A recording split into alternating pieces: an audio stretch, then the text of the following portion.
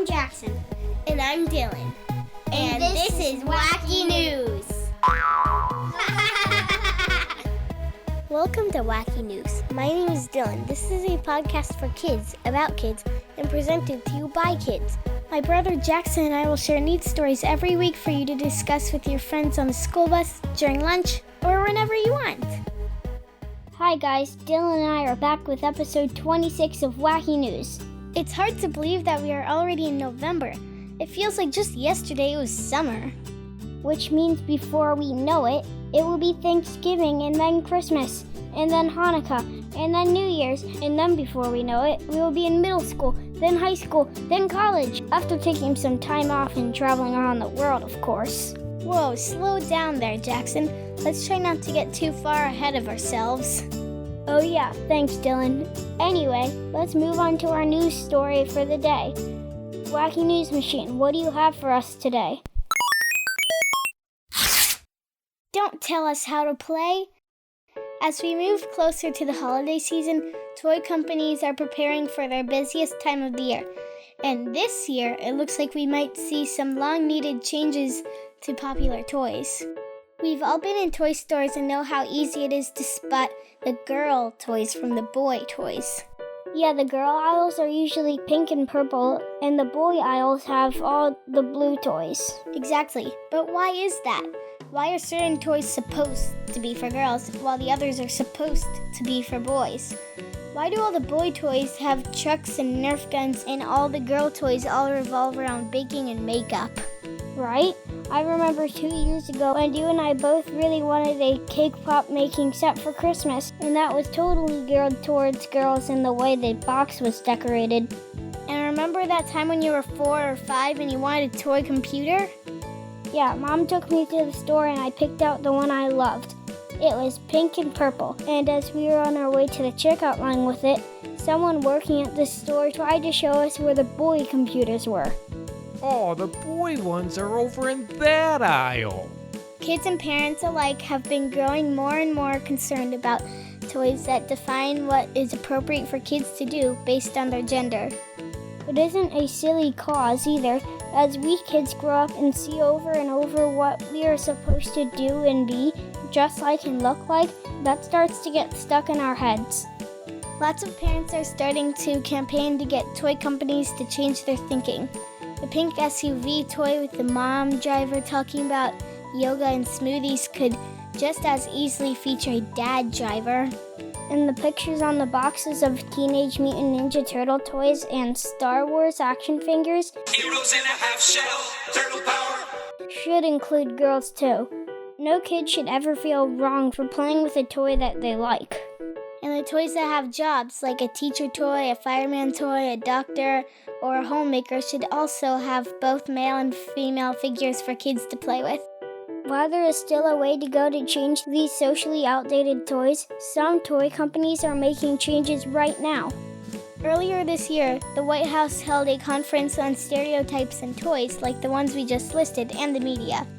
High-up people from major toy companies attended, and now many of those companies are starting to think differently about how to adjust toys that, in the past, were aimed at boys or girls. Hasbro discovered that boys and girls wanted to play with both My Little Pony and Nerf toys. 3 years ago, the company introduced Nerf Rebel for girls. And My Little Pony now appears in comic books, which have traditionally been thought to be a boy thing. And more coding toys, robots, and circuit builder sets are being marketed to both boys and girls. Walmart is also on track to have its first 18-inch boy doll on store shelves this holiday season. Experts are saying that kids need to identify with the toys and objects that they play with. The experts also agree that it's important for kids to play with toys that don't make them feel like they have to look a certain way to be normal or pretty, as that can affect their self-confidence. So this holiday season, expect to see a lot more toys that actually look like real people. For example, Barbie used to be really skinny with blonde hair. If you were to take the measurements of the toy Barbie and make them life-size, it wouldn't even work. She probably wouldn't even be able to walk straight. Oh wow. Here's a picture of a project a college student did when she took Barbie's dimensions and made a real-life figure of her to see what she would look like if she was alive. This is insane. We will be posting this in our show notes for you guys to look at. Well, this year she will come in more choices of body types, eye colors, skin colors, and faces. Mattel started introducing more lifelike Barbie dolls last year and had a lot of success. Now the company is adding 3 new body types, curvy, petite, and tall. Toys are also starting to include figures with disabilities. There is a boy Lego minifigure who uses a wheelchair, and American Girl dolls can even come with diabetes kits, arm crutches, and even hearing aids and service dogs. With all these positive changes, I can't wait to see the future of toys. And I can't wait to play with them all. Oh, Jackson, I should have seen that coming. And now, before we get to wacky jokes, let's talk a little bit about our sponsor.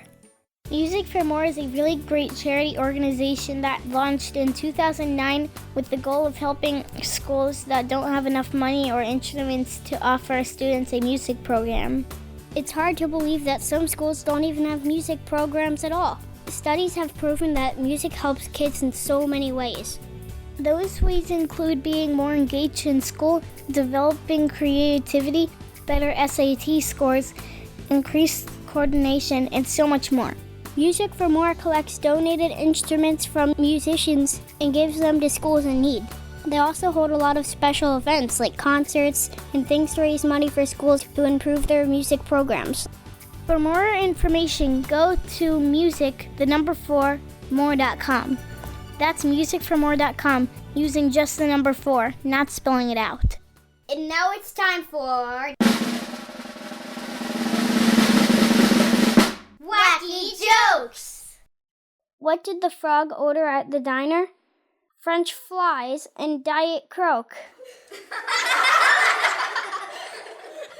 Why couldn't the teddy bear finish his dinner? Because he was stuffed. 2 circus tigers were eating a clown. What did one say to the other? Does this taste funny to you? What does a clock do when it's hungry? It goes back 4 seconds.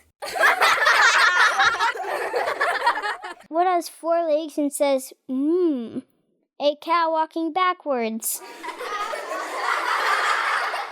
What are caterpillars afraid of? Doggerpillars. And that's it for episode 26, guys. As always, thank you so much for downloading and listening to our show. We have reached over 4,000 downloads since we launched in August, and that is pretty awesome. And we definitely want to keep growing. If you like what you hear, don't keep us a secret. Tell your teachers and friends to go to podcastplayground.com and check us out. And also subscribe to Toothy Trivia while you're there. No more rushing or brushing. Thank you so much, guys. Have a great day, and we'll be back on Friday with episode 27. Bye!